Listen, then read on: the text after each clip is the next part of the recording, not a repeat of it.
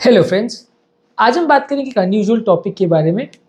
बहुत सारे लोगों को जब दवाएं लिखी जाती है तो उनके मन में कुछ सवाल आते हैं, कुछ लोगों के मन में सवाल नहीं आते हैं कि ये दवाई क्यों लिखी गई है, क्या लिखी गई है, कितने डोज पे लेनी है, साइड इफ़ेक्ट्स क्या हैं, इफ़ेक्ट्स क्या हैं। ये सारे सवाल ज़्यादातर लोगों के मन में आते हैं। आज हम एक आपको चेकलिस्ट देने का प्रयास करेंगे कि व्यक्ति के दिमाग में कौन-कौन से सवाल होने चाहिए या क्या-क्या चीज़ें आपको पता होनी चाहिए जब कभी भी कोई डॉक्टर आपको कोई दवा लिखता है। तो ये क्वेश्चंस एक चेकलिस्ट का काम करेंगे जो आप अपने डॉक्टर से पूछ सकते हैं, ताकि एक बेसिक रफ आइडिया आपको मिल जाए कि दवा जो दी गई है वो क्यों दी गई है और उसके क्या पर्पज़ है, कितने टाइम तक लेनी है और उससे फ़ायदे नुकसान क्या होगा। एक बेसिक आपको आइडिया हो जाएगा ताकि आपको लॉन्ग टर्म बीमारी को समझने में और दवा को समझने में कोई दिक्कत ना हो। हालाँकि ये चेकलिस्ट थोड़ी-सी कम्बरसम है और ज़्यादातर डॉक्टर्स बहुत खुश नहीं होंगे यदि आप इतने सारे क्वेश्चन्स एक पर्टिकुलर चीज़ के बारे में उनको पूछेंगे। लेकिन एज़ अ पेशेंट ये सारी सवालों के जवाब आपके मन में हो, ये ज़रूरी है ताकि आपको लॉन्ग टर्म प्रॉब्लम्स ना आए। टॉपिक पर जाने से पहले जो लोग हमारे चैनल पर नए हैं, उन्हें रिक्वेस्ट करूँगा कि चैनल को सब्सक्राइब करें, वीडियोज़ को लाइक और शेयर करें। सबसे पहले आपको जानना ज़रूरी है कि ये दवा क्यों दी जा रही है, इसका पर्पज़ क्या है। बीपी की दवा है, शुगर की दवा है, कोलेस्ट्रॉल की दवा है, हार्ट की दवा है, क्या इसका बेसिक पर्पज़ है। तो आपको आगे के लिए भी पता रहेगा कि आपको अगर 12 दवा चल रही है तो उसमें कौन-कौन सी दवाओं का क्या पर्पज़ है। इसके अलावा दवा को किस तरह से लेना है, दूध के साथ लेना है, पानी के साथ लेना है, खाने से पहले लेना है, खाने के बाद लेना है, सुबह लेना है, दोपहर को लेना है, रात को लेना है, खाने से पहले या बाद में लेना है तो कितने घंटे पहले या बाद में लेना है। तो ये बेसिकली आपको पता रहना चाहिए हर पर्टिकुलर दवा के बारे में,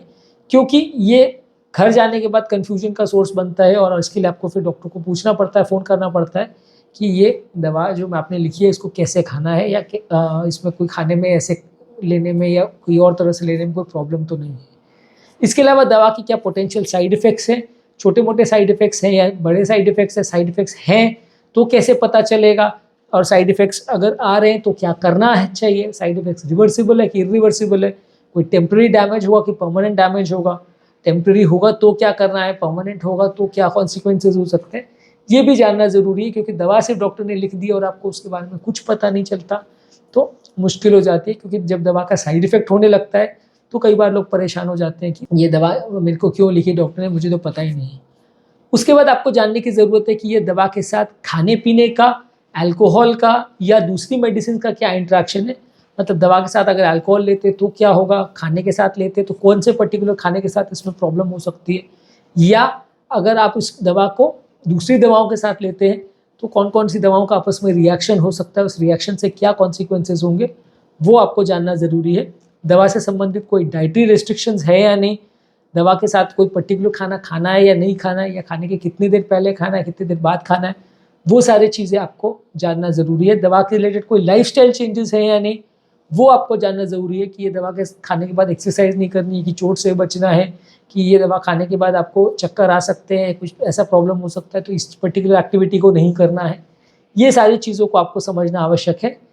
इसके अलावा आपको ये भी जानना ज़रूरी है कि दवा का डोज़ अगर आप मिस करते हैं तो क्या होगा। यदि आपने डोज़ मिस किया और कई घंटे तक आपको याद नहीं आया तो क्या करना है, डोज़ मिस करने से नुकसान क्या होगा, डोज़ मिस किया तो करना क्या है, हॉस्पिटल लेके जाना है पेशेंट को या दवा वापस खानी है, दवा एक गोली खानी है कि ज़्यादा गोली खानी है, वो आपको जानना एज़ अ पेशेंट ज़रूरी है। क्योंकि फिर जब घर पर ऐसी कोई चीज़ें हो जाती है तो फिर आप पैनिक कर जाते हो कि यार ये क्या हो गया, मैं तो दवा मिस कर दी, अभी क्या करूँ। तो ये आपको पहले से पता हो तो ज़्यादा अच्छा है। इसके अलावा कोई आपको ये जानने की ज़रूरत है कि लोकली मार्केट में अवेलेबल कोई ओवर द काउंटर मेडिसिन आप लेते हो, खांसी, बुखार, जुकाम या इस तरह की कोई दवा लेते हो तो उसका इस पर कोई इफ़ेक्ट पड़ सकता है क्या, ये जानने की ज़रूरत है। अगला आपको जानने की ज़रूरत है कि दवा कितने टाइम तक लेनी है, ये दवा लंबे समय तक लेने पर हार्ट पर, किडनी पर, लिवर पर कोई नुकसान तो नहीं करेगी, और लंबे समय तक इसको लेने से फ़ायदा या नुकसान क्या होगा। फीमेल पेशेंट्स को ये जानने की ज़रूरत है कि ये दवा प्रेगनेंसी के दौरान या ब्रेस्ट फीडिंग के दौरान अगर लेते हैं तो कोई साइड इफ़ेक्ट्स तो नहीं है। ये दवा प्रेगनेंसी या ब्रेस्ट फीडिंग के दौरान बच्चे पर या माँ के हेल्थ पर कोई नुकसान तो नहीं कर सकती। फीमेल पेशेंट्स को ये एक्स्ट्रा जानने की ज़रूरत है। अगला चीज़ ये है कि यदि पेशेंट को अगर ठीक लगे तो क्या वो दवा लेना बंद कर सकता है, दवा का पर्पज़ क्या है, इससे कैसे पता चलेगा कि दवा असर कर रही है कि नहीं कर रही है, या ज़्यादा या कम असर कर रही है। तो ये सारी चीज़ें भी आपको जानना ज़रूरी है। इसके अलावा दवा के क्या ऑल्टरनेटिव्स हैं, ये दवा के बदले क्या आता है, उसके क्या नफ़ा नुकसान है, ये दवा के बदले जेनरिक दवा लेते हैं तो क्या नफ़ा नुकसान है दवा का, कोई लेस चार्ज वाला या लेस कॉस्ट वाला कोई अफोर्डेबल वर्जन है या नहीं, या कहीं मैं जाऊं तो इसके बदले कोई और दवा मिल रही किसी दूसरे ब्रांड की तो वो ले सकते हैं कि नहीं, तो उसमें क्या प्लस माइनसेस हो सकते हैं। तो वो सारी चीज़ें भी आपको जानना ज़रूरी है जब कभी दवा आपको लिखी जाती है। इसके अलावा दवा से रिलेटेड कोई लाइफस्टाइल में चेंज या कोई जॉब में रिलेटेड चेंज तो नहीं है। कई बार कोई ड्राइविंग करने वाला बंदा है, उसको ऐसी दवा दीजिए जिससे चक्कर आ सकता है, बीपी लो हो सकता है, तो दिक्कत हो जाएगी। कोई बंदा अगर हैवी मशीनरी ऑपरेट करता है जिसमें हाथ आ जाए तो डैमेज हो सकता है, वैसे व्यक्ति को अगर आपने नींद की दवा दे दी तो उसको प्रॉब्लम हो सकती है कि भाई उसको एक्सीडेंट हो सकता है उसका। तो वो सारी चीज़ें भी जानना ज़रूरी है कि जॉब से रिलेटेड मेरे कोई ऑक्यूपेशन को प्रॉब्लम तो नहीं आएगा, यदि मैं ऐसे दवा ले रहा हूँ तो इससे मेरे को कोई ऑक्यूपेशनल हैजार्ड तो नहीं होगा, या लाइफस्टाइल में कोई चेंज करने की ज़रूरत तो नहीं है, ड्राइव कर सकते हैं कि नहीं, इसके साथ सड़क क्रॉस कर सकते हैं कि नहीं, या ऐसा कोई टाइम पे एक्सीडेंट या प्रॉब्लम तो नहीं हो जाएगा, ये सब भी जानना ज़रूरी है। इसके अलावा यदि कोई पेशेंट को इमरजेंसी होती है तो क्या करने की ज़रूरत है, यदि मान लीजिए बीपी बहुत कम हो गया तो इसमें से कौन सी दवा ले सकते हैं, शुगर बहुत कम हो या ज़्यादा हो गया तो क्या ले सकते हैं,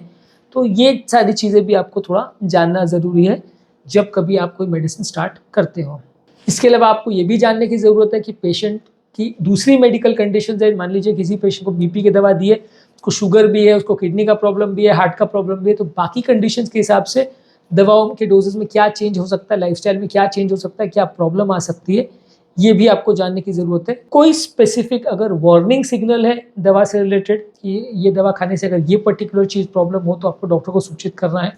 ये भी आपको जानना चाहिए। ट्रैवल के समय दवा के साथ क्या करने की ज़रूरत है, ट्रैवल के समय दवा लेने के जाना है या नहीं लेके जाना है, दवा लेके मिस कर दोगे तो क्या प्रॉब्लम होगी, कोई स्पेसिफिक इंस्ट्रक्शन ट्रैवल रिलेटेड है तो क्या करना है,